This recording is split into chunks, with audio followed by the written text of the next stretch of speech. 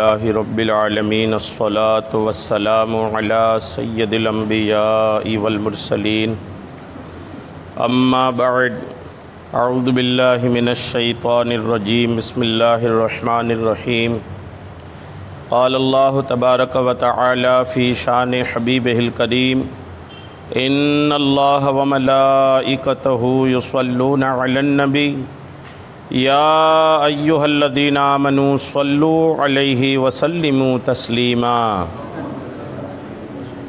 صلی اللہ علی النبی الامی وآلہ صلی اللہ تعالی علیہ وسلم صلاۃ و سلام علیک یا رسول اللہ صلی اللہ تعالی علیہ وسلم۔ باب النذر فی الطاعۃ وما انفقتم من نفقۃ او نذرتم من نذر۔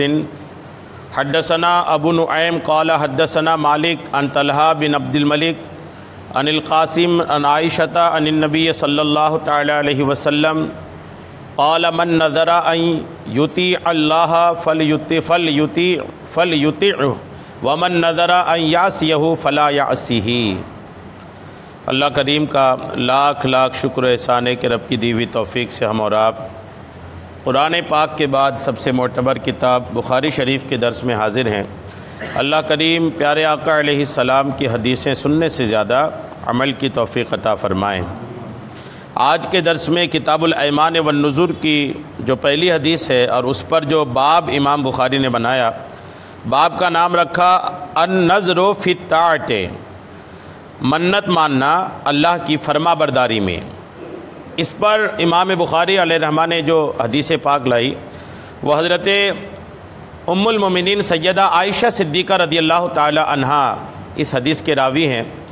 وہ آقا کریم علیہ السلام سے روایت کرتی ہیں کہ آقا کریم نے فرمایا من نذر ان یطیع اللہ، جس نے منت مانا کہ وہ اللہ کی فرما برداری کرے گا، فلیطیعہ، تو اسے چاہیے کہ وہ فرما برداری کرے، ومن نذر ان یعصیہ، اور جس نے منت مانا کہ وہ اللہ کی نافرمانی کرے گا، فلا یعصیہ، تو وہ اللہ کی نافرمانی نہیں کرے۔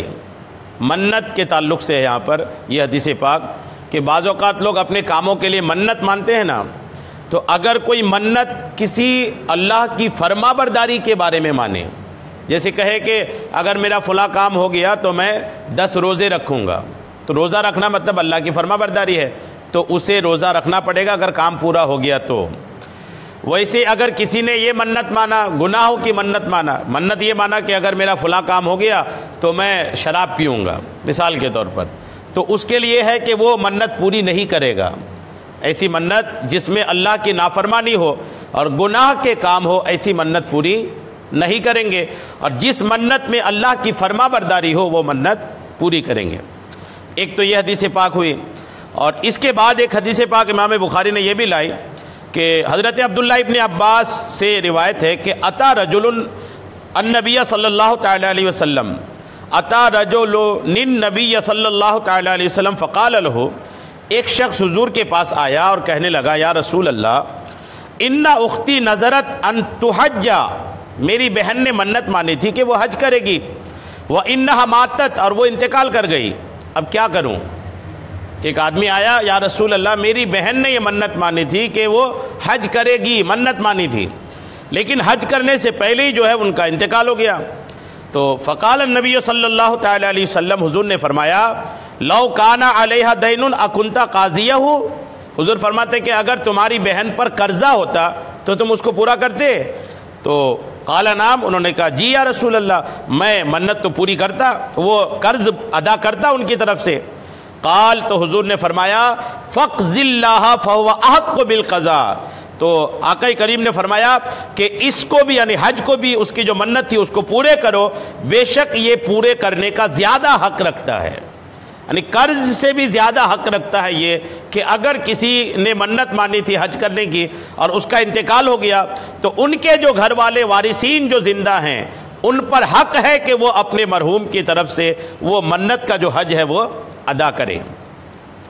منت کی بات آئی ہے تو میں کچھ منت کی جو شرعی مسائل ہیں وہ کچھ آپ کو پیش کر دیتا ہوں تاکہ بات یہ چیپٹر جو ہے بالکل کلیئر ہو جائے۔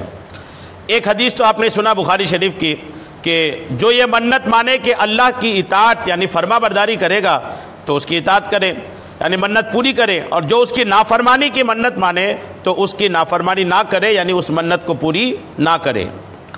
آقا فرما رہے تھے، آقا کریم علیہ السلام ایک بار خطبہ دے رہے تھے لوگوں کے بیچ، خطبہ جو تقریر بیان ہوتا تھا نا، آقا خطبہ دے رہے تھے کہ ایک شخص کو کھڑا ہوا دیکھا، ایک شخص، آقا خطبہ دے رہے تھے، وہ بھی دیگر کتابوں میں یہ ہے کہ وہ حج کا خطبہ تھا، حج کے دن آقا کریم علیہ السلام کا خطبہ ہوتا تھا، تو آقا کریم علیہ السلام خطبہ دے رہے تھے کہ ایک شخص کو آقا کریم علیہ السلام نے کھڑا ہوا دیکھا، کہ ایک شخص کھڑا ہے، یعنی سارے لوگ بیٹھے ہیں اور بیٹھ کر کے تقریر سن رہے ہیں، اور کوئی ایک شخص ہے جو کھڑا ہے، وہ بیٹھ ہی نہیں رہا ہے۔ اس کے متعلق دریافت کیا، آقا نے پوچھا یہ کھڑا کیوں ہے، سب لوگ بیٹھے، یہ اکیلے کھڑا ہے؟ لوگوں نے عرض کی یا رسول اللہ یہ ابو اسرائیل ہے اور اس نے منت مانی ہے کہ حج کے دوران کھڑا ہی رہے گا، منت مانی ہے کہ حج کے دوران کیا کرے گا، یہ کھڑا ہی رہے گا، بیٹھے گا نہیں، اور اپنے اوپر سایہ نہ کرے گا، دوران حج اپنے اوپر سایہ بھی نہیں کرے گا، بیٹھے گا بھی نہیں، یہ منت مانا ہے، اور کلام بھی نہیں کرے گا، یعنی بات بھی نہیں کرے گا، اور روزہ رکھے گا۔ یہ ساری منت انہوں نے حج کے دنوں میں مان لی، روزہ بھی رکھے گا، کھڑا بھی رہے گا، سایہ نہیں کرے گا، کسی سے بات نہیں کرے گا، یہ ساری منت مان لی۔ تو اب یہ ساری منت ایسی تھی جس میں وہ آدمی تکلیف میں پڑ رہا تھا، حج کے دنوں کی رش، بھیڑ، گرمی، اور اس میں پھر یہ ساری اپنے اوپر تکلیف والی منتیں، تو آقا نے فرمایا کہ اسے حکم دو کہ بات بھی کرے، سایہ میں بھی جائے، اور بیٹھے بھی، اور اپنے روزہ کو پورا کرے۔ آقا نے فرمایا روزہ تو رکھ لے، روزہ نہ چھوڑے، باقی جو 3 منتیں ہیں کہ وہ کلام نہیں کرے گا تو اس کو بولو کہ کلام کرے، کھڑا رہے گا اس کو بولو کہ بیٹھ جائے، سایہ نہیں کرے گا اس کو بولو کہ سایہ کرے، یعنی اپنے آپ کو اس طرح کی تکلیف والی منتیں، آقا نے فرمایا کہ نہیں یہ منت نہیں ہے، منت یہ ہے کہ آدمی روزہ رکھنے کی جو بات کری تو آقا نے فرمایا روزہ بس پورا کرے۔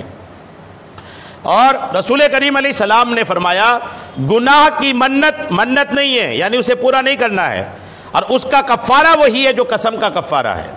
اگر منت مان لیا گناہ کی تو وہ گناہ کرنا تو نہیں ہے، کفارہ ضرور دینا ہے، کفارہ دینا پڑے گا، اور کفارہ وہی جو قسم کا کفارہ ہے۔ اور سیاہ ستہ میں حضرت عبداللہ ابن عباس سے مروی ہے کہ سعد بن عبادہ نے نبی کریم علیہ السلام سے ایک بار فتویٰ پوچھا، یہ مسئلہ پوچھا کہ ان کی ماں کے ذمے منت تھی، اپنی ماں کے بارے میں فتویٰ، میری ماں نے کوئی منت مانی تھی اور منت پوری کرنے سے پہلے ان کا انتقال ہو گیا۔ منت کیا تھی انہوں نے یہ کلیئر نہیں کیا اس حدیث پاک میں، بس یہ ہے کہ میری ماں نے منت مانی تھی اور منت پوری کرے اس سے پہلے میری ماں کا انتقال ہو گیا۔ آقا کریم علیہ السلام سے پوچھا یا رسول اللہ کیا جائے؟ تو آقا نے فرمایا کہ ان کے گھر والے اسے پورا کریں۔ تو یہ گھر والوں کو خیال رکھنا چاہیے کہ اگر آپ کے گھر کا کسی نے کسی طرح کی منت مانا ہے نا، تو اگر ان کا انتقال ہو جائے منت پوری کرنے سے پہلے تو گھر والوں کو وہ منت پوری کرنی پڑے گی۔ جی ہاں، اور اس پر کچھ مسائل بھی آپ سن لیں۔ منت کی 2 صورتیں ہیں، یاد رکھیے گا، منت 2 طرح کی ہوتی ہیں۔ ایک یہ کہ اس کے کرنے کو کسی چیز کے ہونے پر لٹکائے رکھے کہ وہ کام ہوا تو میں یہ کروں گا، جو لٹکائے رکھتے ہیں، مثلا میرا فلاں کام ہو جائے تو میں روزہ رکھوں گا، میرا فلاں کام ہو جائے تو خیرات کروں گا، ایک منت یہ ہے۔ اور دوسرا یہ کہ ایسا نہ ہو، مثلا مجھ پر اللہ کے لیے اتنے روزے رکھنے ہیں یا میں نے اتنے روزوں کی منت مانی، کسی پر لٹکایا نہیں، بس یہ کہا کہ میں اللہ کے لیے اتنے روزے رکھوں گا، اس میں کسی چیز پر لٹکایا نہیں کہ میری نوکری لگ گئی تو روزہ رکھوں گا یا فلاں کام ہو گیا تو روزہ نہیں، بس منت مان لیا، اپنے اوپر لازم کر لیا کہ میں اللہ کے لیے 10 نفلی روزے رکھوں گا۔ یہ 2 طرح کی منت ہوتی ہے۔ پہلی صورت میں جس میں کسی چیز کے ہونے پر اس کو لٹکایا جاتا ہے، اس کی بھی 2 صورتیں ہیں۔ اگر ایسی چیز پر لٹکایا کہ اس کے ہونے کی خواہش ہے، مثلا اگر میرا لڑکا تندرست ہو جائے یا پردیس سے آ جائے تو میں روزگار سے لگ جاؤں تو اتنے روزے رکھوں گا، یہ کام آدمی پسند کرتا ہے۔ کسی کا بچہ باہر ہے، منت مانا میرا بچہ صحیح سلامت آ جائے تو میں اتنے روزے رکھوں گا، یا میرا روزگار لگ جائے تو روزے رکھوں گا یا خیرات کروں گا۔ ایسی صورت میں جب شرط پائی گئی، یعنی بیمار اچھا ہو گیا، لڑکا پردیس سے واپس آ گیا، روزگار لگ گیا، تو جو منت مانا تھا روزہ رکھنے کی یا خیرات کرنے کی تو ضروری کرنا ضرور ہے، یہ نہیں ہو سکتا کہ یہ نہ کام کرے اور اس کے بدلے میں کفارہ دے دے۔ یہاں پھر ضروری ہے کہ جو چیز منت مانی تھی وہی چیز ہی کرنا پڑے گا، منت مانی تھی میری روزگار لگ گئی تو میں 10 روزے رکھوں گا، اگر روزگار لگا تو 10 روزے ہی رکھنا پڑے گا، کوئی اور اس کے بدلے میں کچھ اور وہاں پر آپشن نہیں ہے۔ ویسے منت مانا کہ میرا بیٹا باہر گیا ہے، صحیح سلامت واپس آ گیا تو 10 فقیروں کو کھانا کھلاؤں گا، بچہ واپس آ گیا تو 10 فقیر کو ہی کھانا کھلانا پڑے گا۔ جی ہاں، اور اگر ایسی شرط پر لٹکایا جس کا ہونا نہیں چاہتا، مثلا کہا کہ اگر میں تم سے بات کروں یا تمہارے گھر آؤں تو مجھ پر اتنے روزے ہیں، کسی نے ایسی منت مان لیا کسی کے بارے میں غصے میں، تو اب یہ ظاہر سی بات ہے ایسا غصے میں آدمی مان تو لیتا ہے، بعد میں چاہتا ہے کہ یار میں غلط کر دیا، تو یہ ایسی چیز ہے، اور اس کا مقصد ہے کہ میں تمہارے یہاں نہیں آؤں گا، تم سے بات نہیں کروں گا۔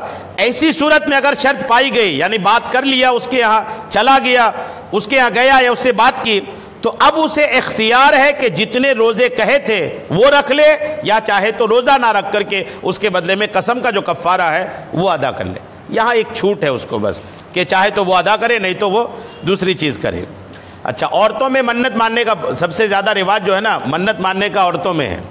عورتیں بعض اوقات منت مانتی ہے کہ مسجد میں چراغ جلانے، اب کم ہوا ہے، پہلے یہ بہت ہوتا تھا، مسجد میں چراغ جلانے، مسجد کی طاق بھرنے، شادیوں میں بھی یہاں تھا، اب یہ اللہ کا شکر ہے کہ کم ہو گیا یا نہ کے برابر ہے، کہ گھر میں شادی ہے تو وہ شادی والے جو ہے نا وہ فجر کے سمے، کئی بار میں شروع میں جب یہاں آیا تو دیکھا کہ جب فجر پڑھ کے نکلا تو پتہ چلا باہر کچھ عورتیں کھڑی ہیں، کیا ہے؟ بولے وہ رات بھر ہم نے گلگلے بنائے ہیں، اس کو طاق میں بھرنا ہے، تو وہ طاق میں یا ممبر پہ بھرتی تھی، وہ آتی تھی اندر اور ممبر پہ بھرتی تھی اور طاق پہ بھرتی تھی، یہ کرتی تھی عورتیں یہاں پر۔ اللہ کا شکر ہے کہ اب یہ تقریباً بند ہو گیا ہے۔ یہ درست طریقہ نہیں ہے کہ وہ رات بھر جاگ کر کے وہ بنائیں اور صبح آ کر کے پھر طاق بھرے، یا پھر مسجد کے ممبر پہ آ کے عورتیں آ کر کے بھرے، اس کی اجازت نہیں ہے۔ بہرحال یہ کہ اگر کسی نے منت مانا کہ میں مسجد میں چراغ جلاؤں گا یا مسجد کا طاق بھروں گا، یا یہ منت مانا کہ فلاں بزرگ کے مزار پر چادر چڑھانے یا 11ویں کی نیاز دلانے، یا غوث اعظم کا توشہ یا شاہ عبد الحق کا توشہ کرنے، یا جلال بخاری کا کونڈا کرنے، یا محرم کی نیاز یا شربت یا سبیل لگانے، یا میلاد شریف کی منت مانی، تو یہ منت شرعی نہیں ہے، یاد رکھیے گا، یہ منت شرعی نہیں ہے۔ شرعی نہیں ہے کا مطلب یہ ہے کہ اگر کوئی منت ان چیزوں کی مانا تو اس کو پوری کرنا ضروری نہیں ہے۔ جی ہاں، اور اگر کوئی عورت نے منت مانی کہ میں کسی مزار پہ چادر چڑھاؤں گی تو اس کو تو جانا ہی نہیں ہے، اس کو تو جانے کی اجازت ہی نہیں ہے۔ مزارات پہ عورتوں کی حاضری ناجائز، حرام، گناہ ہے، مردوں کو بھی چاہیے کہ روکے۔ جہاں پر بھی عرس وغیرہ ہوتے ہیں، یعنی عرسوں میں مردوں سے زیادہ عورتوں کی بھیڑ لگا کر کے لوگ عرسوں کی سارا فیضان، ساری برکتیں، بزرگ کا سارا جو ایک جو فائدہ ملتا تھا نا، لوگوں نے سارا ختم کر کے رکھ دیا ہے۔ بالکل اس کی اجازت، یہاں تک کہ اگر منت مانی، عموماً عورتیں یہ منت مانتی ہے کہ میرا فلاں کام ہو گیا تو میں داتا صاحب کے یہاں چادر چڑھاؤں گی، تو یہ منت پوری کرنے کی اجازت نہیں ہے۔ جی ہاں، اور یہ منت شرعی بھی نہیں ہے، اس کو اگر پوری نہیں کیا نا تو گناہ بھی نہیں ہوگا، یہ منت شرعی نہیں ہے۔ ویسے کسی نے یہ شاہ عبد الحق وغیرہ جو میں نام لیا نا بزرگوں کا، ان کی نیاز، ان کا توشہ الگ الگ علاقوں میں مشہور ہے۔ جیسے یہ شاہ عبد الحق رحمۃ اللہ تعالیٰ علیہ بہت بڑے بزرگ ہیں، یہ 6 مہینے کے لیے انہوں نے، اتنے بڑے بزرگ تھے یہ کہ 6 مہینے کے لیے انہوں نے دنیا چھوڑا تھا۔ جو یہ انہوں نے کہا تھا کہ ایک قبر جیسا کھودو، باہر سے بند کر دو، اور 6 مہینے میں اندر اس گڈھے کے اندر اللہ کے لیے عبادت کروں گا بنا کھانے پینے کے۔ بہت بڑے بزرگ تھے، اور 6 مہینے تک بنا کھائے پیے اس قبر نما کے اندر بیٹھ کر کے اللہ کی عبادت کیے تھے۔ 6 مہینے کے بعد پھر لوگوں نے ان کو باہر نکالا تھا، اتنے بڑے بزرگ تھے۔ تو اب ان کے نام پہ توشہ لوگ کرتے ہیں، یو پی میں ان کا مزار ہے۔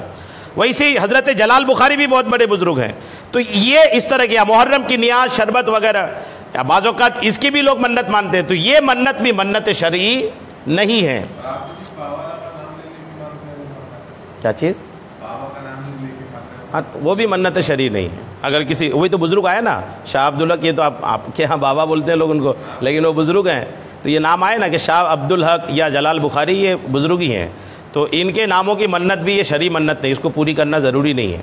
منت وہی پوری کرنا ضروری ہے جو اللہ کے لیے مانے، یہ یاد رکھیے گا، جو اللہ کے لیے یا اللہ سے جڑی چیزیں جو عبادات ہیں، جیسے روزے کی منت مانا، فی سبیل اللہ خیرات کرنے کی منت مانا، تو یہ اللہ سے جڑی چیزیں ہیں، یہی صرف منت شرعی کہلاتی ہے۔ ٹھیک ہے، تو یہ کام منع نہیں ہے، کرے تو اچھا ہے، جو توشہ وغیرہ کی بات آئی کرے تو اچھا ہے، لیکن یہ شرعی منت نہیں ہے، لازم اور ضروری نہیں ہے۔ ہاں البتہ اس کا خیال رہے کہ کوئی بات خلاف شرع اس کے ساتھ نہ ملائے. مثلا تاک بھرنے میں رات جگا ہوتا ہے، اس کی اجازت نہیں ہے. جس میں کنبہ اور رشتہ کی عورتیں اکٹھا ہو کر گانا گاتی ہیں بجاتی ہیں، یہ بھی حرام ہے، یہ شادیوں میں ہوتی تھی. اور چادر چرانے کے لیے بعض لوگ تاشے باجے کے ساتھ جاتے ہیں، یہ بھی ناجائز ہے. چادر چرانے کی منت مانی آپ کے یہاں تو، اور آپ کے یہاں کوئی دین کا کام بنا ڈھول کے ہوتا ہی نہیں. عجیب و غریب لوگوں نے ڈھول کو ایسا شامل کر لیا ہے، یعنی چادر بھی جا رہی تو ڈھول باجے کے ساتھ. ایسے لوگ قیامت کے دن بڑا ذلیل و خوار ہوں گے کہ انہوں نے بزرگوں کو بھی بدنام کر کے رکھا ہے. یعنی لوگ کیا دیکھیں گے؟ لوگ دیکھیں گے ارے یار ان کے بزرگ ایسے ہی ہوتے تھے، کیا یہ ایسے ہی ہوتے تھے، یہ ناچتے گاتے ایسے جاتے تھے، مطلب ان کے اولیاء کرام جو ہے نا یہ ایسے ہی ہوتے تھے. یہ ہمارے اولیاء کرام بدنام ہو رہے ہیں نا اس میں. اگر آپ ایک اچھی کنڈیشن سے ایک چادر لے گئے آدمی اور نعت شریف پڑھتے، اللہ کا ذکر کرتے ہوئے اور نہایت ہی سکون سادگی کے ساتھ عقل لے کے جا رہے ہیں، تو دوسرے لوگ بھی دیکھیں نہیں یار ان کے بزرگ ایسے تھے تب تو یہ ایسے جا رہے ہیں. اب ان کے مزار پہ جا رہے ہیں، ڈھول تاشا اور کیا کیا اندر بندر کیا شیر ویر بن کر کے لوگ نکالتے ہیں. یعنی عجیب و غریب قسم کے لوگوں میں جہالت ہے. اللہ کرے کہ دور ہو جائے. یہ سب ناجائز و حرام ہے. کہ باجے کے ساتھ جاتے ہیں یہ ناجائز ہے. مسجد میں چراغ جلانے میں بعض لوگ آٹے کا چراغ جلاتے ہیں، آٹے کا چراغ بھی جلاتے ہیں. یہ خواہ مال برباد کرنا ہے. آٹے کا چراغ لا کر کے جو جلاتے ہیں نا، پوری لائٹ جلی ہے اور ایک آٹے کا چراغ لا کے جلا دی، وہ اس ساری لائٹ کائے کے لیے ہے؟ تو یہ بھی ناجائز ہے.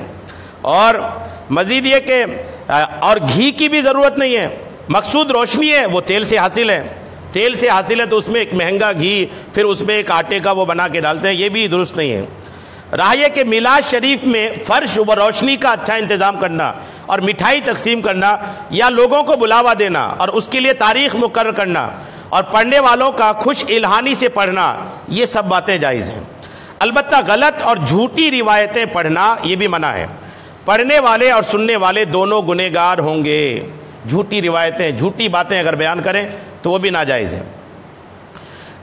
علم بنانے اور پیک بننے اور محرم میں بچوں کو فقیر بنانے اور بدی پہنانے، مرثیہ کی مجلس کرنے، ان سب پر بھی جانے، ان سب کی بھی منت کی اجازت نہیں ہے. بعض جگہ یہ بھی منت چلتی ہے. لوگ کیا کرتے ہیں؟ اپنے بچے کو محرم کا فقیر بناتے ہیں. اس علاقے میں نہیں ہے یہ، لیکن بعض علاقوں میں ہے. محرم کا فقیر بناتے ہیں اور وہ بچہ 1 تاریخ سے 10 تاریخ تک گھر گھر جا کر کے مانگتا ہے، اور وہ پھر وہ گھر جو 10 تاریخ تک جمع ہوا نا، وہ 10 تاریخ کو اس کی فاتحہ دے کر امام حسین کے نام پہ نیاز کرتے ہیں. یہ بھی ناجائز ہے. ایک اچھا خاصا نہیں، ایسا بھی نہیں ہوتا کہ غریب ہوتا ہو، منت مانا پتا امیر کا بچہ ہے اور صرف منت کی وجہ سے وہ گھر گھر گھوم کر کے مانگتے ہیں، اس کی بھی اجازت نہیں ہے. اور کئی چیزیں اس میں کرتے لوگ. مرثیہ تو الحمدللہ اب یہ سنیوں میں نہیں ہے، لیکن پہلے کے لوگ یہ شیعوں کے مرثیہ میں جاتے تھے، پہلے جاتے تھے لوگ. آپ کے یہاں بھی میں دیکھا کہ ٹھیک ٹھاک شیعوں کے ساتھ گٹھ جوڑ تھا. اب اللہ کا شکر ہے کہ لوگ دور ہو گئے ہیں. تو وہ مرثیہ کھانے کی جو شیعوں کی مجلس ہوتی ہے نا، اس میں بھی جانے کی بالکل بھی اجازت نہیں ہے. اور اسی طرح کی اور بھی منتیں جو روافض لوگ کرتے ہیں، ان کی منت بھی سخت جہالت ہے. ایسی منت نہ ماننی چاہیے، اور مانی ہو تو پوری بھی نہ کرے. جی ہاں، ان سے بدتر شیخ سدو کا مرغا، یہ سب سے زیادہ سخت ہے. بعض اوقات لوگ شیخ سدو نام کے کچھ روحیں ہیں، ان کو کچھ لوگ مانتے ہیں، اور کچھ لوگ ان کے نام کی اسپیشلی سال میں ایک فاتحہ دلاتے ہیں اور بولے یہ شیخ سدو کی فاتحہ ہے. شیخ سدو کے بارے میں اعلیٰ حضرت نے لکھا ہے کہ یہ شیطان کی روح ہے. یہ دونوں شیطان ہیں. شیخ سدو کوئی بزرگ نہیں ہے، شیطان ہے یہ. اور شیطان کے نام پہ آدمی سال میں ایک بار فاتحہ خوانی کا اہتمام کرتا ہے. اور اتنے سخت ہیں جو لوگ اس کو کرتے ہیں، اتنے سخت ہیں اس پر کہ اگر وہ نہیں کرے نا تو بوال ہو جائے. عورتیں اس کو لے کے چل رہی ہیں جو عموماً، تو ایسی عورتوں کو بھی اللہ ہدایت دے. شیخ سدو جو ہے یہ کوئی بزرگ کی روح نہیں بلکہ شیطان کی روح ہے. اعلیٰ حضرت فرماتے ہیں کہ اس کے نام کی فاتحہ دینے کی شرعن اجازت بھی نہیں ہے. اللہ کرم فرمائے. اور بعض جاہل عورتیں لڑکوں کے کان چھدوانے اور بچوں کی چٹیا رکھنے کی منت مانتی ہیں. چٹیا والی تو ختم ہو گئی، لیکن کان چھدوانے کی منت ابھی بھی چل رہی ہے. لوگ یہ اور بچوں کے کان چھدواتے ہیں، جس کے بچے ختم ہو رہے ہیں یا بچے بیمار ہو رہے ہیں تو ماں منت مانتی ہے کہ کس کے کان چھدوا دو، اور سمجھتی ہے کہ کان چھدوا دیں گے تو ہمارا بچہ صحیح رہے گا. عجیب و غریب حال ہے. اللہ کی فرمانبرداری کریں، یہ کریں کہ میرا بچہ ٹھیک ہو جائے تو عالم بناؤں گا. الحمدللہ بچہ ٹھیک نہیں ہوگا، اللہ کی رحمت سے امید ہے کہ ٹھیک ہی ہوگا. بچہ بیمار رہ رہا ہے نا، اگر منت مانے کہ اگر بچہ میرا ٹھیک رہا تو حافظ قرآن بناؤں گا، اللہ کی رحمت سے بچہ ٹھیک ہی رہے گا. یعنی یہ اس طرح کی منت مانے، منت یہ مانے کہ کان چھداؤں گا یا کڑا پہناؤں گا، عجیب و غریب قسم کی جو ناجائز اور حرام چیز ہے نا، لوگ اس میں جا کر کے اپنی شفا ڈھونڈتے ہیں۔ بہرحال یہ کہ ایسی چیزوں کی اجازت نہیں ہے، اس طرح کی منت کی بھی اجازت نہیں، اس طرح کی منت کوئی مانی بھی ہونا تو اس کو بھی پوری نہ کریں، اللہ کرم فرمائے۔ تو بہرحال اچھی منتیں مانیں، دین اور دین سے جڑی ہوئی جو چیزیں ہیں انہی کی منت مانیں تو اس کو پوری بھی کریں، دوسری جو غیر شرعی منتیں ہیں اس کو نہ مانیں اور نہ ہی اس کو پوری کرنے کی کوشش کریں۔ درود پاک پڑھیں، اللہم صلی علی سیدنا شفیعنا حبیبنا مولانا محمد بارک وسلم، صلاۃ و سلام علیک یا حبیبی یا کریمی یا محسنی یا رسول اللہ صلی اللہ تعالی علیہ وسلم۔ اس کے بعد جو آج کے درس کی دوسری حدیث پاک ہے، یہ حدیث نمبر 6449 ہے، اور یہ حدیث پاک عبداللہ ابن عمر سے روایت ہے کہ سئل عن رجل نذرا اللہ یاتی علیہ یوم الا صاما۔ ایک شخص نے حضرت عبداللہ ابن عمر، حضرت عمر فاروق اعظم کے بیٹے ہیں، ان سے پوچھا کسی نے کہ اگر کسی نے یہ منت مانی کہ وہ ہمیشہ روزہ رکھے گا، ہمیشہ سال بھر روزہ رکھے گا، یہ منت مانی، اب یہ کہ فوافق یوم اضحیٰ او فطرن، تو سوال یہ ہوا کہ کیا عید الفطر اور عید الاضحیٰ کے دن بھی روزہ رکھے گا؟ منت مانی تھی پورے سال روزہ رکھنے کی، اب پورے سال میں تو عید الاضحیٰ کی بھی تاریخ آتی ہے، عید الفطر کی بھی تاریخ آتی ہے، تو کیا اس دن بھی روزہ رکھے گا؟ فقال، تو جواب ملا کہ لقد کان فی رسول اللہ اسوۃ حسنہ، کہ اللہ کے رسول کی سیرت میں تمہارے لیے بہترین طریقہ ہے، لم یکن یصوم یوم الفطر والاضحیٰ، کہ آقا کریم علیہ السلام عید الفطر اور عید الاضحیٰ کے دن روزہ نہ رکھتے تھے اور نہ ہی روزہ رکھنا مناسب سمجھتے تھے۔ عید الاضحیٰ کے دن روزہ رکھنے کی اجازت نہیں ہے، ویسے ہی عید الفطر کے دن بھی روزہ رکھنے کی اجازت نہیں ہے، یاد رکھیے گا اس کو۔ بعض اوقات آپ کے یہاں لوگ کہتے ہیں کہ وہ جو عید الفطر کا معاملہ ہے نا، وہ آدھے دن کا روزہ رکھ لو، اور کہتے ہیں کہ وہ جب وہ قربانی کا جانور ذبح کریں گے نا اس کے بعد پھر وہ اس سے اپنا افطار کریں گے، تو آدھے دن کا کوئی روزہ ہوتا نہیں، یہ تو ویسے ہی ہوگا جو بچوں کو بولتے ہیں کہ ایک ڈاڑھ کا روزہ رکھ لو، تو وہ بچوں کے ساتھ تو مذاق ہوتا ہے، لیکن بڑے لوگ سوچتے ہیں کہ یار وہ بقرعید کے جانور کے وہ جو گلیجی ہے اس کے کھانے تک کا ہمارا روزہ ہے، بالکل نہیں، اس کی کوئی شرعی حیثیت نہیں ہے۔ بہتر یہ ہے کہ آدمی عید الاضحیٰ کے دن جو ہے، سنت یہ ہے کہ آدمی جانے سے پہلے، عید الاضحیٰ کے پہلے جانے سے پہلے کچھ کھائے نہ، سنت یہ بھی ہے کہ آدمی عید الاضحیٰ کے دن پہلا کھانا اپنی قربانی کے جانور کا کھائے، یہ سنت ہے، لیکن یہ روزہ نہیں ہے۔ سنت ہونا ایک الگ چیز ہے، روزہ ہونا ایک الگ چیز ہے۔ روزہ صبح سے شام تک کا روزہ ہوتا ہے، آدھے دن کا یا ایک ڈاڑھ کا کوئی روزہ نہیں ہوتا۔ آقا کریم علیہ السلام جب عید الفطر کے دن ہوتا تھا تو کچھ کھا پی کر جاتے تھے نماز کے لیے، اور جب عید الاضحیٰ کی تاریخ ہوتی تھی نا تو بنا کھائے پیے آپ عیدگاہ جاتے تھے، اور پھر عید کی نماز پڑھ کے آ کے قربانی کر کے اس جانور کا گوشت پہلا کھانا اس دن کھاتے تھے۔ یہ سنت ہے، لیکن یہ روزہ نہیں ہے۔ اب اس میں بات کیا ہے، عید الفطر اور عید الاضحیٰ کے دن آقا کریم علیہ السلام روزہ نہیں رکھتے تھے، اور روزہ رکھے کوئی یہ مناسب بھی نہیں سمجھتے تھے۔ یاد رکھیے گا، سال میں 5 دن ایسے ہیں جس میں روزہ رکھنا حرام، ناجائز اور گناہ بھی ہے، روزہ رکھے گا تو گناہ ہوگا۔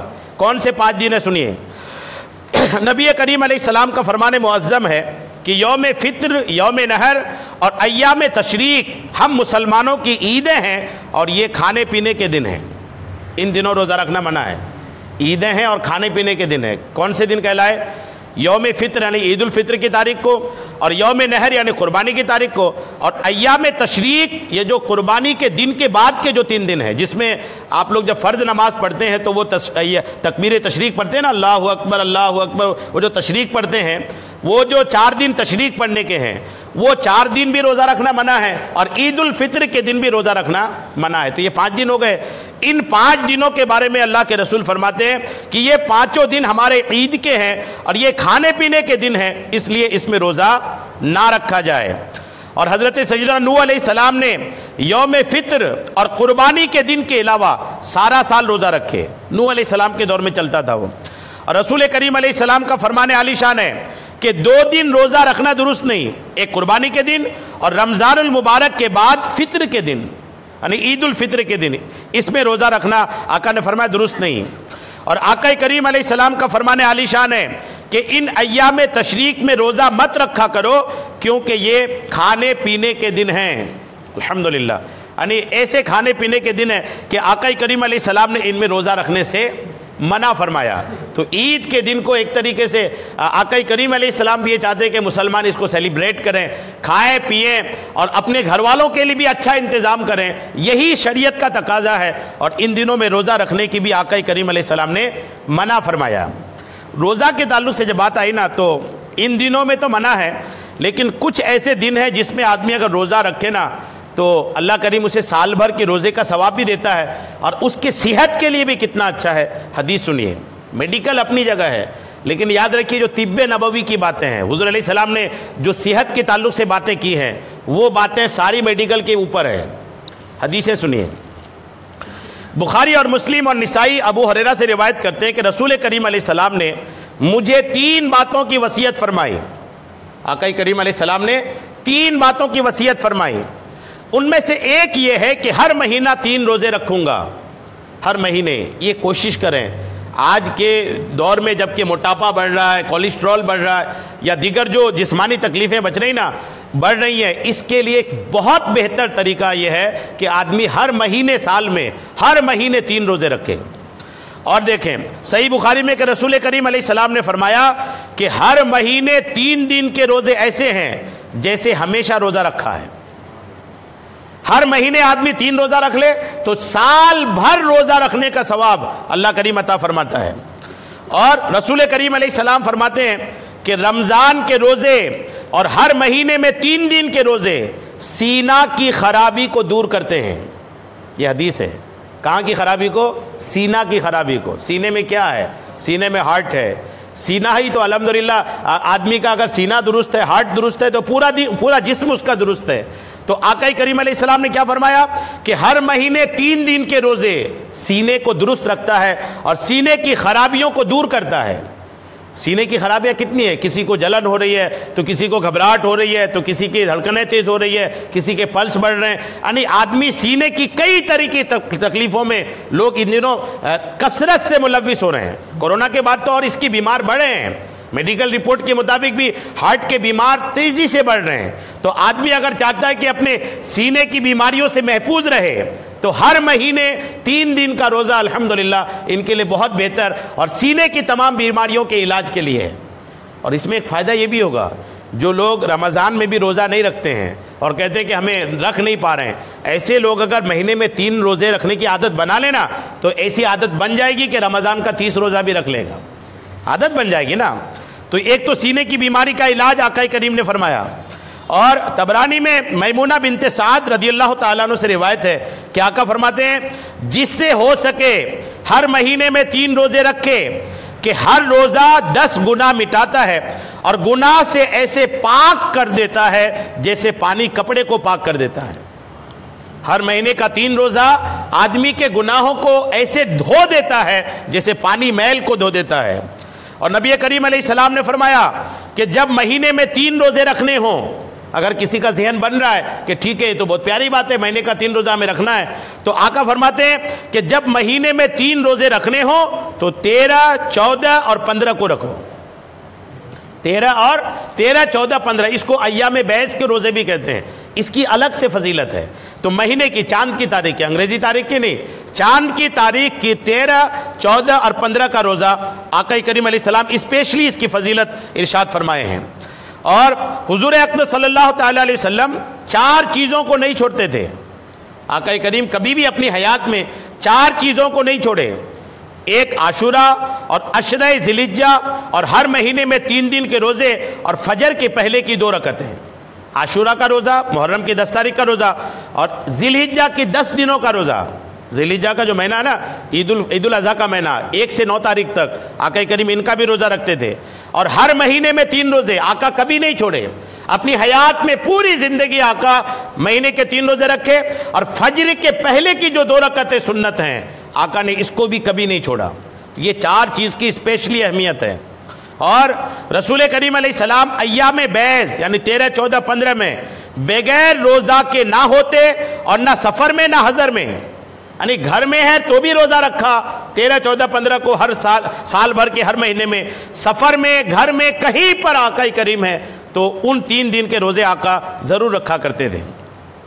اور نبی کریم علیہ السلام فرماتے ہیں کہ پیر اور جمعرات کو اعمال پیش ہوتے ہیں، پیر کو اور جمعرات کو لوگوں کے اعمال اللہ کی بارگاہ میں اور اولاد کے اعمال اس کے ماں باپ کی بارگاہ میں قبروں میں پیش کیے جاتے ہیں۔ جمعرات کو اعمال پیش ہوتے ہیں تو آقا فرماتے ہیں کہ میں پسند کرتا ہوں کہ میرا عمل اس وقت پیش ہو کہ میں روزہ دار ہوں۔ تو آقا پیر کا بھی روزہ رکھتے تھے، اسی وجہ سے جمعرات کا بھی روزہ رکھتے تھے۔ اسی کے مثل اور روایت میں ہیں، اور نبی کریم علیہ السلام پیر اور جمعرات کو روزہ رکھا کرتے تھے۔ اس کے بارے میں عرض کی گئی تو فرمایا ان دونوں دنوں میں اللہ تعالیٰ ہر مسلمان کی مغفرت فرماتا ہے، یعنی پیر اور جمعرات یہ مسلمانوں کی مغفرت کے دن ہیں، مگر وہ 2 شخص جنہوں نے باہم جدائی کر لی ہے، یعنی آپس میں 2 ایسے مسلمان جو کسی بنا شرعی وجہ کے آپس میں جدائی کر لی، آپس میں بات چیت بند کر لی، رشتہ توڑ دیا، ایسے کی بخشش نہیں ہوتی، کہا جاتا کہ انہیں چھوڑ دو یہاں تک کہ یہ دونوں آپس میں صلح کر لیں۔ اور نبی کریم علیہ السلام پیر اور جمعرات کو خیال کر کے، یاد کر کے ان دنوں روزہ رکھتے تھے۔ اور صحیح مسلم میں ہے کہ آقا کریم علیہ السلام سے پیر کے دن کے روزے کا سبب دریافت کیا گیا۔ آقا سے پوچھا گیا یا رسول اللہ آپ پیر کے دن کا روزہ کیوں رکھتے ہیں؟ تو آقا کریم علیہ السلام کا جواب سنیے۔ آقا فرماتے کہ اسی میں یعنی اسی تاریخ پیر کو ہی میری پیدائش ہوئی اور اسی دن مجھ پر پہلی وحی نازل ہوئی۔ آقا فرماتے کہ میری پیدائش پیر کے دن ہے تو اپنی پیر کے دن کی ولادت کی خوشی میں پورے پیر کے دن بھی روزہ رکھتا ہوں، اور پیر ہی کا دن ہے جس دن مجھ پر پہلی مرتبہ وحی نازل ہوئی تھی، تو اس لیے بھی میں اس دن الحمدللہ روزہ رکھتا ہوں۔ تو بہرحال روزے کی بات آئی تو بہت یہ پیاری بات، ہو سکے تو اس کو لیجئے کہ سال بھر مہینے میں 3 دن روزہ صحت کے لیے انتہائی کارگر اور گناہوں کے لیے بھی الحمدللہ بہت بہترین طریقہ ہے۔ اور اگر ذہن بنے کے رکھنا ہے تو یاد سے 13, 14, 15 کو رکھے اگر تو الحمدللہ اور زیادہ برکتیں اس کی حاصل ہوں گی۔ درود پاک پڑھی اللہم صلی علی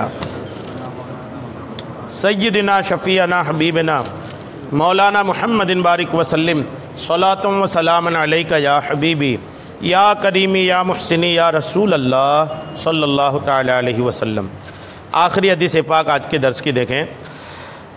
یہ حدیث پاک امام بخاری نے کتاب الایمان میں ہی لایا اور حدیث نمبر 6451 ہے، اور یہ حدیث پاک حضرت ابو ہریرہ سے روایت ہے۔ وہ کہتے ہیں کہ خرجنا مع رسول اللہ صلی اللہ تعالی علیہ وسلم یوم خیبر، ہم لوگ حضور کے ساتھ خیبر کے دن نکلے۔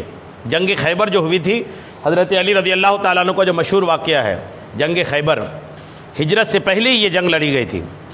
آقا کریم علیہ السلام جنگ خیبر میں تشریف لے گئے تو اس میں جو جیت ہوئی نا، تو کہتے ہیں کہ فلم نغتم ذہبا ولا فدتن، اس جنگ میں مسلمانوں کو مال غنیمت کے طور پر سونا چاندی نہیں ملا، اور نہ ہی مال ملے اور نہ ہی کپڑے ملے، سونا چاندی نہیں ملا، الا الاموال والثياب والمتاع، مگر اس میں کپڑے اور سامان ملے۔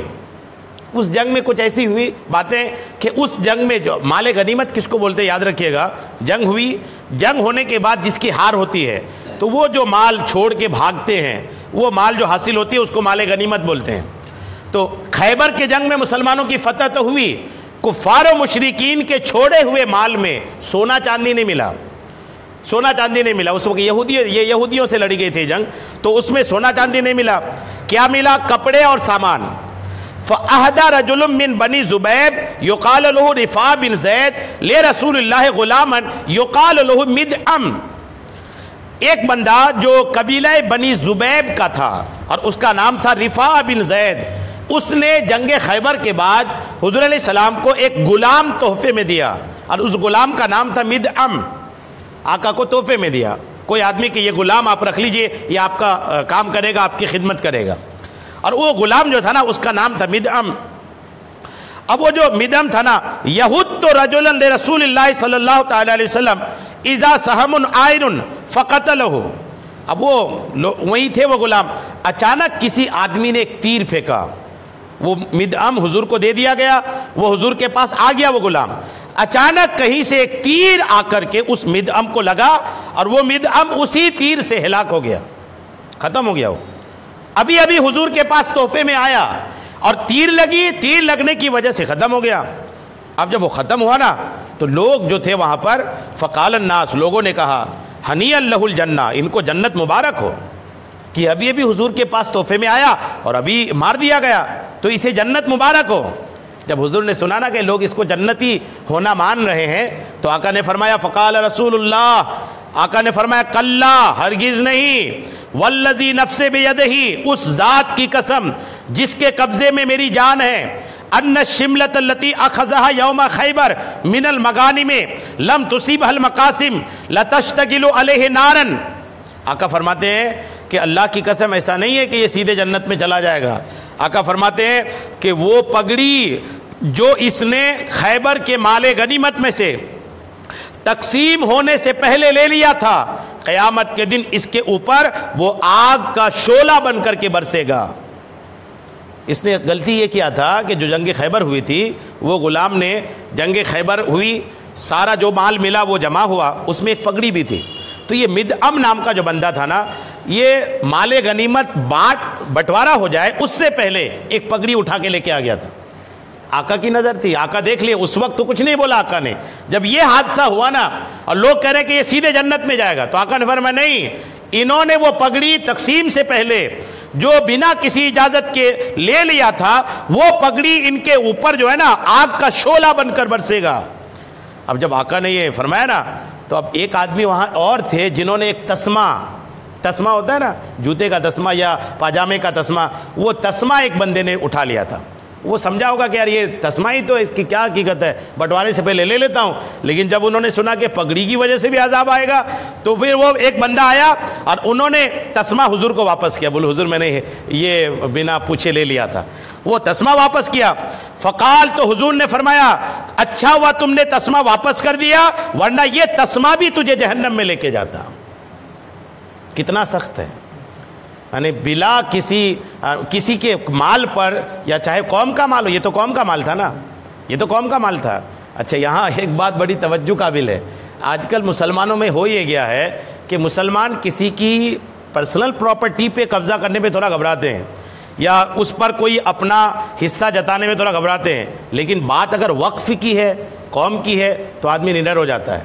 مسجد کا ہے جیسے نڈر ہو جاتا ہے، جیسے آدمی اگر گھر میں ہے، اگر گھر میں کسی ہال میں 2 پنکھے ہیں اور ایک آدمی بیٹھا ہے، دوسرا آدمی آیا تو دوسرا آدمی آ کر کے دوسرا پنکھا چلا کر ہال میں نہیں بیٹھے گا، اس کو پتہ ہے ایک پنکھا چل رہا ہے تو اسی پنکھے کے نیچے بیٹھے گا۔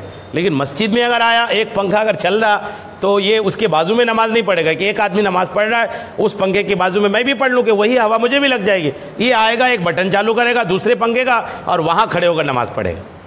یعنی یہ جو قوم کی پراپرٹی ہے نا، اس کو لوگ ایسا سمجھتے ہیں کہ یہ تو ہمارے باپ داداؤں کی ہے۔ جی نہیں، یقین مانیں ایک آدمی کی پرسنل پراپرٹی کا جتنا سوال ہوگا نا، اس سے زیادہ سوال قوم کی پراپرٹی کا ہوگا، کیونکہ اس کا مالک کوئی انسان نہیں، اس کا مالک خدا ہے۔ کسی انسان کے مال پر کوئی دست درازی کرے، ناجائز باتیں کرے، تو وہ تو انسان کی ہے۔ خدا کی ہے غور کریں تو پھر خدا کے معاملے میں ریلوے کی کوئی چیز پڑی رہتی ہے، ڈرتا ہے آدمی، اٹھا کے نہیں لاتا، کہاں بیچوں گا، کوئی لے گا نہیں، کوئی لے گا نہیں، کوئی کباڑی نہیں خریدے گا ریل کی پراپرٹی۔ کیوں نہیں خریدے گا؟ کہ وہ پہچانا ہوا ہے، پتہ ہے کہ اس کو بیچنا بھی جرم، اٹھا کے لانا بھی جرم، وہ ریل کی پراپرٹی پڑی رہ جاتی ہے، کوئی اس کو چھوتا نہیں۔ کیوں؟ بولے گورنمنٹ کی ہے، اس کو چھونا بھی جرم ہے۔ تو یہ دنیاوی گورنمنٹ ہے، خدا کی جو پراپرٹی ہے اس کی کتنی اہمیت ہے۔ تو لوگوں کو ڈرنا چاہیے کہ خدا کی چیزوں کے معاملے میں نا بہت احتیاط کریں۔ ناجائز اور حرام چیزوں کے تعلق سے کچھ باتیں آپ سن لیں کہ چونکہ حدیث پاک آئی تو اس پر آپ کچھ روایتیں سنیں کہ مال حرام کا معاملہ اسلام میں کتنا سخت ہے۔ حدیثیں سنیے۔ شاہ ابرار ہم غریبوں کے غمخوار صلی اللہ تعالی علیہ وسلم کا فرمان ہے، قیامت کے دن کچھ لوگوں کو لایا جائے گا جن کے پاس پہاڑوں کے مثل نیکیاں ہوں گی، اتنی نیکی ہوں گی کہ پہاڑوں کے مثل ہوں گی، یہاں تک کہ جب ان کو لایا جائے گا تو اللہ عز و جل ان کی نیکیوں کو اڑتی ہوئی خاک کی طرح کر دے گا۔ آئیں گی تو پہاڑوں کی طرح، لیکن اللہ فرمائے گا یہ جو خاک مٹی اڑتی ہے نا، مٹی کے اڑنے کی طرح اس کو اڑا دو، پھر انہیں جہنم میں پھینک دیا جائے گا۔ نیکیوں کو اڑوا کر جہنم میں پھینک دیا جائے گا۔ جب آقا نے ارشاد فرمایا تو عرض کی گئی یا رسول اللہ یہ کیسے ہوگا؟ بندے کی تو نیکیاں ہی تھی نا، مولا یہ کیسے ہوگا؟ تو آقا نے ارشاد فرمایا وہ نماز پڑھتے، زکوٰۃ دیتے، روزے رکھتے اور حج کرتے ہوں گے، یہ سارا کچھ تھا، اسی وجہ سے پہاڑ جیسی نیکیاں۔ لیکن حال یہ تھا کہ اتنی نیکیوں کے بعد بھی جب انہیں کوئی حرام چیز پیش کی جاتی تو اسے لے لیتے تھے۔ بس اللہ ان کے اعمال کو اس وجہ سے مٹا دے گا۔ نیک بننا ہی بس کافی نہیں ہے، نیک بننے کے ساتھ حرام سے بچنا یہ بھی ضروری ہے۔ اور صالحین میں سے، بزرگوں میں سے کسی کو مرنے کے بعد خواب میں دیکھا گیا اور پوچھا خواب میں دیکھنے والا ما فعل اللہ بکا، اللہ نے آپ کے ساتھ کیا معاملہ کیا؟ اس نے جواب دیا اچھا سلوک کیا، مگر مجھے ایک سوئی کی وجہ سے جنت میں جانے سے روک دیا گیا ہے۔ کس کی وجہ سے؟ ایک سوئی کی وجہ سے جو میں نے ادھار لی تھی اور واپس نہ کی۔ سوئی، بزرگ یعنی اللہ والا ہے، کوئی اور گناہ ہی نہیں، صرف ایک ہی یہ غلطی تھی کہ سوئی ادھار لیا تھا واپس کرنا بھول گیا، فرماتے جنت میں جانے سے روک دیا گیا ہے۔ اور سفیان ثوری کا فرمان سنیے، یہ حدیث بھی سنیے۔ سفیان ثوری فرماتے ہیں کہ جس نے نیکی کے کام میں حرام مال خرچ کیا وہ اس آدمی کی طرح ہے جس نے پیشاب سے کپڑا پاک کیا۔ جب آپ فی سبیل اللہ خرچ کریں، کوئی نیک کام کریں، کوئی نیک کام کریں اور آپ کے پاس حرام مال ہے تو کیا کہہ رہے ہیں کہ حرام مال سے نیک کام کرنا ویسا ہی ہے جیسے پیشاب سے کپڑا دھونا۔ پیشاب سے کپڑا دیں گے تو کپڑے کا حال کیا ہوگا؟ وہ کپڑا ناپاک ہوگا، غلیظ ہی ہوگا، اس کپڑے میں کوئی بہتری نہیں آئے گی۔ ویسے ہی آپ کوئی بھی نیک کام کریں، کسی بھی طرح کا نیک کام کریں، بھول سے بھی اس نیک کام میں کوئی حرام مال خرچ نہ کریں۔ اگر حرام مال خرچ کیے نا، یہاں تک کہ علماء دیگر کتابوں میں لکھتے ہیں کہ اگر آپ کے پاس حرام کا مال ہے اور اس کو آپ نے اللہ کے راستے میں خرچ کیا تو یہ ایسے ہی ہے جیسے آپ نے کسی بادشاہ کو کوئی ناپاک چیز تحفے میں دیا۔ غلیظ چیز، غلیظ اور ناپاک ہوتا ہے نا، ناپاک چیز کسی بادشاہ کو دینا ایسا ہی ہے جیسے کوئی حرام پیسے کو اللہ کے راستے میں خرچ کیا۔ جی ہاں، حرام کی کمائی ہے تو اس سے کوئی نیکی کا کام آپ نہیں کر سکتے۔ حرام کے کام سے نیکی کا مال ہرگز نہیں ہو۔ لوگ سمجھتے ہیں کہ یار اللہ کے راستے میں تو دے رہے ہیں، دے دو، اللہ کا معاملہ ہے، اللہ قبول کرے گا نہیں کرے گا۔ جی نہیں، شریعت بھی ہے، صرف اپنا دماغ اپنا گھوڑا دوڑانے سے نہیں چلتا، شریعت جو ہے وہ اصل ہے، اگر شریعت کہتی ٹھیک، نہیں کہتی تو نہیں ٹھیک۔ حرام مال کیا چیز ہے؟ حرام مال کو کیا بولتے ہیں؟ حرام مال مطلب نجاست ہے، وہ جو بھی حرام مال ہے وہ نجیس ہے۔ اب نجیس چیز کو کوئی خدا کے راستے میں خرچ کرے کیا ہوگا؟ وہ ثواب نہیں۔ یہاں تک کہ علماء لکھتے ہیں کہ اگر کوئی حرام مال کو اللہ کے راستے میں ثواب کی نیت سے خرچ کرے تو اس کا ایمان جا سکتا ہے کہ اس نے اللہ کو یہ لائق سمجھ لیا کہ ناپاک چیز کو خدا کو پیش کر رہا ہے۔ خدا کی شان کے خلاف ہے نا، خدا کی گستاخی ہے نا یہ۔ آپ کو کوئی ایک محلے کا ایک کوئی معزز آدمی ہو اور اس کو کوئی کیا کرے، ایک تحفہ لے اور اچھا اس کو بنائے اور اس کے اندر گوبر بھر دے، اندر گوبر بھر دیا اور اس کی پیکنگ اچھی بنا دی اور پیش کر دیا آپ کو تحفہ ہے۔ اب وہ جو معزز آدمی کھولے گا تو کیا ہوگا؟ وہ جنگیں نہیں چھڑ جائے گی کیا تم یہی ملا تمہیں تحفے میں دینے کے لیے جو تمہارے پاس نجیس اور غلیظ چیز ہے؟ تو حرام مال جو ہے نا بظاہر مال ہے لیکن ہے وہ نجیس، گوبر سے بھی نجیس ہے، گوبر سے بھی ناپاک وہ حرام مال ہے۔ اب اس کو کوئی فی سبیل اللہ خرچ کرے گا نا تو گناہ ہی ہوگا۔ یہاں تک کہ علماء کہتے ہیں کہ اگر کسی کی سود کی، رشوت کی ایسی آمدنی ہے، قبضے کی اور چوری کے اس طرح کا مال ہے اور وہ چاہتا ہے کہ میں سدھر جاؤں، تو حکم یہ ہے کہ وہ سارا مال بنا ثواب کے نیت سے کسی کو دے دے، کسی غریب کو، بنا ثواب کی نیت سے۔ ثواب کی نیت کرنا گناہ ہے اس میں، اگر ثواب کی نیت کریں گے تو گناہ ہوگا۔ ثواب کی نیت نہیں کرنا، ایسے ہی فری میں غریبوں میں بانٹ دینا ہے، اس کے بعد پھر اپنا دوسرا معاملہ شروع کریں۔ اتنا سخت ہے حرام کمائی کا۔ یہ کیا فرماتے دیکھیے کہ جس نے نیکی کے کام میں حرام مال خرچ کیا وہ اس آدمی کی طرح ہے جس نے پیشاب سے کپڑا پاک کیا۔ اور حضرت عمر رضی اللہ تعالیٰ عنہ کا بیان ہے کہ ہم حرام میں پڑنے کے خوف سے 9 حصے حلال چیز کو چھوڑ دیتے تھے۔ حضرت عمر کہتے ہیں کہ ہم حرام میں پڑے اس کے ڈر سے حلال کی بھی 9 طریقے چھوڑ دیتے تھے، تھوڑا سا بھی ڈر رہتا کہ اس میں حرام ہو سکتا ہے آپ چھوڑ دیتے تھے اس کو۔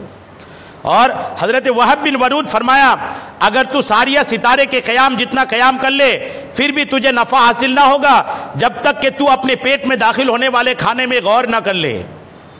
ساڑیہ ستارہ ہے نا، ایک ستارہ کھڑا ہی رہتا ہے، تو کہتے ہیں کہ وہ ستارہ جب تک کھڑا ہے اتنے دن کھڑے ہو کر خدا کی عبادت کر لو، لیکن پیٹ میں حرام کا ہے تو کسی کام کا نہیں۔ پیٹ میں حلال پہنچے پھر عبادت کی لذت دیکھیے۔ عذاب کے مستحق لوگوں کے گھروں پر ہر دن اور ہر رات ایک فرشتہ آواز دیتا ہے، جس نے حرام کھایا اس کا نہ کوئی نفل قبول ہے نہ کوئی فرض قبول ہے۔ فرشتہ روز آ کے گھروں میں اعلان کرتا ہے، کسی کو سنائی دینا دے، لیکن رسول اللہ نے فرما دیا، فرشتہ آ کے کہتا ہے کہ جس نے بھی حرام کمایا، حرام لقمہ پیٹ میں ڈالا، نہ اس کا فرض قبول نہ اس کا نفل قبول۔ اور عبداللہ ابن مبارک نے فرمایا کہ مجھے ایک شبہ کا ایک درہم لوٹانا 1 لاکھ اور 1 لاکھ درہم صدقہ کرنے سے زیادہ پسند ہے۔ یہ بزرگ کیا فرما رہے ہیں کہ شبہ کا یعنی جس مال میں کنفیوژن ہو کہ حلال ہے کہ حرام ہے، تو کہتے ہیں میں ان کو لوٹا دینا یہ مجھے یہ پسند ہے۔ کہتے ہیں لوٹانا 1 لاکھ یعنی 3 لاکھ درہم صدقہ کرنے سے زیادہ پسند ہے کہ وہ ایک شبہ کا لوٹا دوں، یعنی حرام کو لوٹانا ہے، صدقہ نہیں کرنا۔ اور نبی کریم علیہ السلام کا فرمان ہے، جس نے حرام مال سے حج کیا، یہ حدیث پاک سنیں، آقا فرماتے جس نے حرام مال سے حج کیا اور لبیک کہا تو اللہ فرماتا تیری کوئی لبیک نہیں۔ اللہ کا لبیک کا مطلب بندہ کہتا ہے میں حاضر ہوں اور مال حرام کی کمائی کا لے کے گیا، تو اللہ فرماتا کہ تیری کوئی لبیک نہیں اور نہ ہی صادق، اور تیرا حج تجھ پر لوٹا دیا گیا۔ اس معاملے میں بھی لوگ احتیاط نہیں کرتے۔ حرام کمائی کا مال اللہ کے راستے میں خصوصاً حج کے دنوں میں، یعنی اس پیسے سے اگر کوئی حج کیا تو یہ آپ نے سنا کہ اللہ کریم کا رپلائی آتا ہے کہ کوئی لبیک نہیں، کوئی صادق نہیں، تمہارا حج تم کو مبارک، تم اپنا حج واپس لے کے جاؤ۔ حج میں جانے سے پہلے اپنے مال کی اچھی سے پرکھ کر لینی چاہیے، یہاں تک کہ علماء فرماتے ہیں کہ اگر 10 لاکھ روپے خرچ ہوا نا، اس میں 1 روپے بھی اگر حرام کا ہے تو وہ حج قبول نہ ہی اس کا معاملہ کچھ ہے۔ اسی وجہ سے آج کل یہ جو بے احتیاط ہے، نہ کمائی میں احتیاط ہے کہ مجھے حلال ہی کمانا ہے، اور نہ ہی حلال حرام کی تمیز ہے۔ اسی وجہ سے جو حج کے معاملات ہیں سب کے سامنے کہ آدمی حج کر کے آنے کے بعد بھی تبدیلی کہاں لاتا ہے۔ پہلے ہوتا تھا کیا، حاجی مطلب یہ کہ الحمدللہ بندہ اپنے اندر وہ رکھتا تھا، لیکن اب کیا ہے، حج سے پہلے بھی داڑھی منڈاتے تھے، حج کے آنے کے بعد بھی وہی حال ہے، حج سے پہلے بھی بے نمازی تھے، حج کے آنے کے بعد بھی بے نمازی ہے، جو گناہ کے کام حج سے پہلے کرتے تھے حج کے بعد بھی کر رہے ہیں۔ تو پھر یہ کہ یہ اسی وجہ سے یہ سب ہو رہا ہے۔ آدمی 100% اگر حلال کی کمائی سے حج کر کے آئے نا تو اس حج کی برکتیں دیکھے گا، وہ ایسی برکتیں دیکھے گا، کہا جاتا ہے کہ حاجی قیامت کے دن اپنے گھر والوں کی 70 گنہگاروں کی بخشش کرا کر جنت میں لے جائے گا۔ کس کو بولتے ہیں حج بھائی؟ لیکن وہ حج قبول ہونا چاہیے۔ اگر وہ حج قبول ہے تو الحمدللہ۔ حج مبرور جو بولتے ہیں نا، جس کو حدیث میں حج مبرور یعنی مقبول حج، حضور سے پوچھا گیا یا رسول اللہ حج مبرور کیا ہے، کون سا حج مقبول ہے؟ تو آقا نے کلیئرلی فرمایا، بہت ساری حدیث کی کتابوں میں یہ ہے کہ جانے سے پہلے جو گناہ کرتا تھا، اگر آنے کے بعد دیکھو کہ انہوں نے چھوڑ دیا وہ گناہ، تو آقا فرماتے سمجھ لو وہ حج قبول ہے۔ اور جانے سے پہلے جو کرتا تھا آنے کے بعد بھی وہی حال ہے، تو حج مبرور نہیں ہے وہ، اور حج مبرور نہیں ہے تو اس حج کی برکتیں نہیں ملتی۔ بہرحال یہ کہ حرام مطلب حرام ہے، اس سے بچنا ہی دنیا اور آخرت کے لیے بھلائی ہے۔ اللہ کریم ہم سب کو عمل کی توفیق عطا فرمائے، آمین بجاہ النبی الامین صلی اللہ تعالی علیہ وسلم۔